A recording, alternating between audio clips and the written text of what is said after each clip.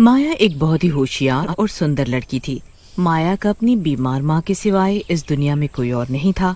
माया की माँ को कैंसर था, इसीलिए माया बच्चों को ट्यूशन पढ़ाकर घर का खर्च चलाती थी। वो अपनी बीमार माँ के लिए दवाई गोली का इंतजाम किया करती थी। एक रोज माया मंदिर में भगवान से बोलती है, भगवान जी, आप तो जानते ही हो कि मेरी माँ को कैंसर है, इसीलिए उनका ऑपरेशन करना बहुत जरूरी है और ट्यूशन के पैसे से तो बस घर का खर्च ही चल पाता है। भगवान जी प्लीज कुछ कीजिए ना कि मेरी किसी बड़े अच्छे से स्कूल में टीचर की नौकरी लग जाए। माया मंदिर में भगवान की मूर्ति के सामने ऐसे बोल ही रही होती है कि तभी माया को विकासपुर के मॉडर्न स्कूल के प्रिंसिपल सर का फोन आता है। हेलो माया जी, मैं विकासपुर के मॉडर्न स्कूल का प्रिंसिपल बोल रहा हूँ। आप कल से स्कूल ज्वाइन कर सकती हैं, तो प्लीज टाइम पर स्कूल आ जाना। ये खबर सुनते ही माया खुशी से झूमने लगती है। अरे वाह भगवान जी, आपने तो मेरी सिलेक्शन सीधे विकासपुर के मॉडर्न स्कूल में करा दिया। फिर अगले ही दिन माया टाइम पर स्कूल पहुंचती है। माया जी, आपको 12वीं क्लास के बच्चों को पढ़ाना है, जो कि बहुत ही शरारती हैं। छोटे बच्चों को तो शरारत करने पर डांट कर चुप कराया जा सकता है, पर बड़े बच्चों को डांट कर चुप करना बहुत ही मुश्किल काम है। सर आप चिंता मत कीजिए, मैं सब संभाल लूंगी। ऐसा बोलकर माया 12वीं क्लास में जाती है और देखती है कि सभी बच्चे आपस में बातें कर रहे हैं। गुड मॉर्निंग स्टूडेंट, मैं आपकी न्यू टीचर माया हूँ और अब से मैं ही आपको पढ़ाऊंगी। स्टूडेंट विक्रम अपने दोस्त जीवेश से बोलता है, यार ये लड़की हमारी टीचर है। अरे मुझे तो ये टीचर कम स्टूडेंट ज्यादा लग रही है। कुछ भी कहो, टीचर जी हैं बड़ी खूबसूरत। ऐसे बोलकर दोनों जोर जोर से हंसने लगते हैं। तुम दोनों आपस में क्या बातें कर रहे हो जो तुम्हें इतनी हंसी आ रही है? टीचर जी, आपको हमारी बातों पर दिलचस्पी दिखाने की जरूरत नहीं है, बल्कि आपको तो हमें बढ़ाने में दिलचस्पी दिखानी चाहिए। जीवेश की बात सुनकर क्लास के सभी बच्चे जोर जोर से हंसने लगते हैं। माया को ये देखकर बहुत गुस्सा आता है। माया अपने मन में बोलती है, अभी इन बच्चों पर गुस्सा करना ठीक नहीं होगा।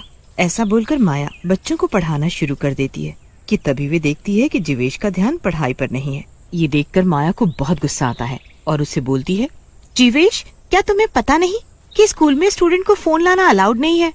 तुम स्कूल में पढ़ने आते हो या फिर गेम खेलने? अब ये फोन तो तुम्हें नहीं मिलने वाला। आप इस स्कूल में अभी नई आई हो ना, इसलिए मुझे नहीं जानती हो कि मैं जीवेश मल्होत्रा, रविंद्र मल्होत्रा का बेटा हूँ।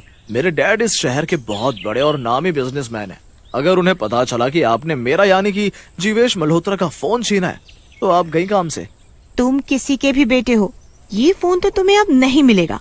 यार मैडम जी बहुत सुंदर है, तो रौब तो दिखाएंगे ही, और अभी तू शांत रह, इस माया को बाद में मजा चखाएंगे।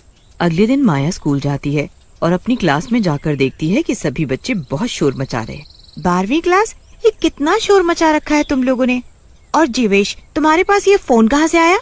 टीचर जी, आपको क्या लगा आप मुझसे मेरा फोन छीन लोगे तो मैं स्कूल में फोन नहीं ला पाऊंगा? आपने मुझसे मेरा एक फोन छीना, तो देखो मैं आज दूसरा फोन ले आया। वैसे मैम, आज आप एकदम मस्त लग रही हो। जरा मेरे साथ मेरे न्यू फोन में सेल्फी तो खिंचवा लो। यार विक्रम, तू भी आजा, हम साथ में सेल्फी खिंचवाते हैं। ऐसे बोलकर जीवेश और विक्रम माया के पास जाकर खड़े हो जाते हैं और जीवेश मैम के साथ जबरदस्ती सेल्फी लेने लगता है। ये देखकर माया को बहुत गुस्सा आता है और वो गुस्से में जीवेश और विक्रम को गाल पर एक जोरदार थप्पड़ मार देती है। ये देखकर क्लास के सभी बच्चे जीवेश और विक्रम पर जोर जोर से हंसने लगते हैं। माया जीवेश से उसका फोन लेकर प्रिंसिपल सर को दे आती है। मैम, आपने मुझे थप्पड़ मारकर अच्छा नहीं किया, अब देखना मैं आपका क्या हाल करता हूँ। जीवेश, मैम को अभी कुछ भी कहना ठीक नहीं होगा, इससे तो हम बाद में सबक सिखाएंगे। कुछ ही देर में स्कूल की छुट्टी हो जाती है। सभी बच्चे और टीचर स्कूल से घर जाने के लिए निकल जाते हैं। विक्रम रास्ते में जीवेश से बोलता है, यार जीवेश, माया टीचर स्कूल के पीछे वाले रास्ते से अपने घर जाती है और उस रास्ते में ज्यादा कोई आता जाता भी नहीं है, तो यही मौका है उस माया से अपने थप्पड़ का बदला लेने का। विक्रम और जीवेश माया को रास्ते में रोक लेते हैं और माया से बोलते हैं, क्यों टीचर जी, हमें थप्पड़ मारकर बड़ा मजा आया ना आपको? अब हम दोनों आपका वो हाल करेंगे जो आपने सपने में भी नहीं सोचा होगा। अरे विक्रम, जरा टीचर के हाथ तो पकड़ना। विक्रम, ये क्या कर रहे हो तुम? देखो, मैं कहती हूँ मेरा हाथ छोड़ो, हाथ छोड़ो मेरा। तभी जीवेश अपनी जेब से ब्लेड निकालकर माया के हाथ पर जोर से कट मार देता है। माया जोर से चिल्लाती हुई विक्रम से अपने आप को छुड़ाकर वहाँ से भागने लगती है कि तभी एक कार माया को टक्कर मारकर निकल जाती है। अरे यार विक्रम, ये क्या हो गया? माया टीचर के सर से तो बहुत खून बह रहा है, कहीं ये मर गई तो? यार हम दोनों को यहाँ से भागना ही ठीक होगा। और ऐसे बोलकर दोनों दोस्त वहाँ से भाग निकलते हैं। कार से टक्कर लगने से माया की मौत हो जाती है और वो एक डरावनी चुड़ैल बन जाती है। नहीं नहीं, मैं मर नहीं सकती। अभी तो मुझे मेरी बीमार माँ का कैंसर का ऑपरेशन भी करना है। अगर मैं तो मरकर एक चुड़ैल बन गई, मेरी मौत का जिम्मेदार वो कार वाला नहीं बल्कि जीवेश और विक्रम है। मैं छोड़ूंगी नहीं उन दोनों को, बिल्कुल नहीं छोड़ूंगी मैं। ऐसे बोलकर चुड़ैल फिर से माया के रूप में बदल जाती है और अगले दिन स्कूल पहुंचकर अपनी क्लास में जाती है। माया को सही सलामत देखकर विक्रम और जीवेश के होश उड़ जाते हैं। यार जीवेश, ये माया टीचर तो बिल्कुल ठीक है। कार से टक्कर लगने के बाद भी इन्हें कुछ नहीं हुआ। माया बुक लेकर बच्चों को पढ़ाना शुरू करती है कि तभी जीवेश अपना नया फोन निकालता है। माया विक्रम और जीवेश को देख लेती है और दोनों के पास जाकर उनसे उनका फोन छीनकर डस्टबिन में फेंक देती है और वे एक चुड़ैल के रूप में बदल जाती है। माया टीचर को चुड़ैल के रूप में देखकर क्लास के सभी स्टूडेंट थर-थर कांपने लगते हैं। बहुत मजाक बनाया है तुम बच्चों ने मेरा, और बहुत शोर मचाते हो ना तुम सभी, तो अब शोर मचा कर दिखाओ। अरे क्या हुआ? शोर मचाओ ना शोर। चुड़ैल जोर से हंसते हुए बोलती है। क्या हुआ? आज पूरी क्लास एकदम शांत है। सबको शांत होना भी चाहिए क्योंकि मैं माया टीचर नहीं बल्कि मैं माया चुड़ैल हूँ, और अब सबसे पहले सजा विक्रम और जीवेश को मिलेगी। अरे ये क्या? जीवेश और विक्रम, तुम दोनों दोस्त अभी तक मुर्गा नहीं बने। चुड़ैल जी, हमें माफ कर दो। हमने तो कुछ ऐसा नहीं किया है जो आप हमें इतना डरा रही हो। विक्रम की बात से चुड़ैल को गुस्सा आ जाता है और वे विक्रम को डंडे ही डंडे मारने लगती है। अरे चुड़ैल जी, मेरे दोस्त को इतना क्यों मार रही हो? छोड़ दो बेचारे को। इसे तो मैं नहीं छोड़ूंगी और साथ में तुझे भी अच्छा सबक सिखाऊंगी। ऐसे बोलकर चुड़ैल जीवेश का गला पकड़ लेती है। जीवेश जोर से चिल्लाते हुए बोलता है। अरे चुड़ैल, छोड़ दो। तू मेरे डैड को नहीं जानती हो। अगर उन्हें पता चला कि तूने मेरा गला पकड़ा है और मुझे बहुत मारा है तो वो जिंदा नहीं छोड़ेंगे तुझे जान से मार डालेंगे। चुड़ैल जोर से हंसते हुए बोलती है। तुम दोनों ने मुझे जिंदा छोड़ा ही कहाँ है जो मुझे मार डालोगे, मगर अब मैं तुम दोनों को नहीं छोड़ूंगी। तुम दोनों को जान से मार डालूंगी।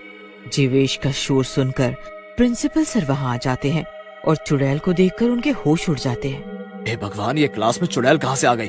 अरे बच्चों, आपकी माया टीचर कहाँ है और ये चुड़ैल क्लास में कहाँ से आ गई? क्लास का बच्चा रोहन प्रिंसिपल सर से बोलता है। प्रिंसिपल सर, ये चुड़ैल ही माया टीचर है। माया, तुम एक चुड़ैल हो और तुमने जीवेश का गला क्यों पकड़ा हुआ है? अरे छोड़ दो इस बेचारे को, नहीं तो ये मर जाएगा। नहीं छोड़ूंगी। इस विक्रम और जीवेश को जान से मार डालूंगी। इन्हीं की वजह से मैं चुड़ैल बनी हूँ। फिर चुड़ैल प्रिंसिपल सर को सारी बात बताती है। ये क्या किया तुम दोनों ने? तुम्हारी वजह से माया मैम की मौत हो गई। अरे तुम दोनों को पता भी है कि माया मैम के सर पर उनकी बीमार माँ की कितनी बड़ी जिम्मेदारी थी। उन्हें अपनी माँ के कैंसर का ऑपरेशन भी कराना था। अब बेचारी माँ का क्या होगा? हमें माफ कर दो टीचर जी, हमें इस बात का जरा भी अंदाजा नहीं था। हमें माफ कर दो।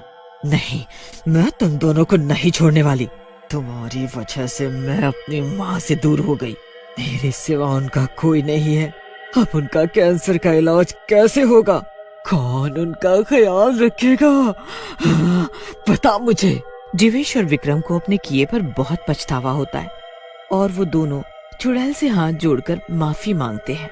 चुड़ैल जी, मैं आपसे वादा करता हूँ कि मैं आपकी माँ का कैंसर का ऑपरेशन कराऊंगा और उनकी पूरी देखभाल भी करूंगा। आप मुझे एक मौका तो दो। जीवेश की बात सुनकर चुड़ैल जीवेश को छोड़ देती है और जीवेश अपनी बात के कहे अनुसार माया की माँ का ऑपरेशन करता है और उनका पूरा ध्यान भी रखता है। ये देखकर माया की आत्मा को मुक्ति मिल जाती है और वो आखिरकार वहाँ से चली जाती।